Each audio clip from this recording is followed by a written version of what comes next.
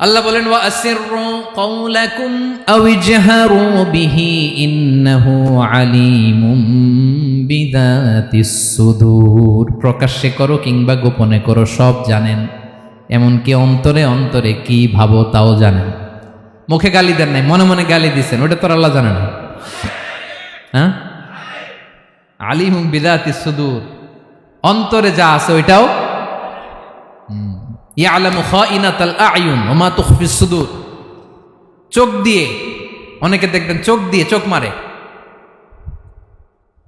ওইটাও আল্লাহ দেখেন। বিচার করতেছে, বিচারককে ঘুষ টুস দিয়ে আপনি চোখ মারলেন যে এইভাবে না ওইভাবে কর, ওইটা তো আল্লাহ দেখে দেখে নাই। হ্যাঁ, খাইনাতাল আয়ুন, চোখের খেয়ানত দেখে। ওয়া মা তুখফিস সুদূর, অন্তরে যেটা লুকায় রাখো ওইটাও তিনি দেখেন। এজন্য আল্লাহ বলেন 6 নম্বর কথা হচ্ছে ইয়ালামু মা বাইনা আইদিহিম ওয়া মা খালফাহুম, সামনে পেছনে যা ঘটে সব জানে কে? কথা ক্লিয়ার?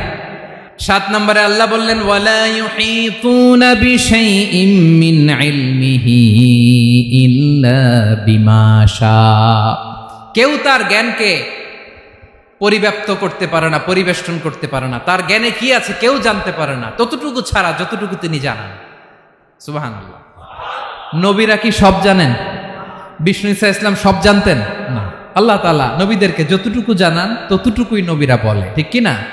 ওমা ইয়ানতিকু আনিল হাওয়া ইন হুয়া ইল্লা ওয়াহয়ুন ইউহা। আল্লাহ যতটুকু জানায় নবীরা ততটুকু বলতে পারে, এর বাইরে বলতে পারে না। আল্লাহ যতটুকু জানায় ততটুকু। আমাদের জ্ঞান যা আছে দিছে কে? সবাই বলুন, কে দিছে? এজন্য আল্লাহ বলে আমি যদি জ্ঞান দেই তাইলে তোমরা জ্ঞান পাও, এছাড়া জ্ঞানের কোনো মাধ্যম দুনিয়াতে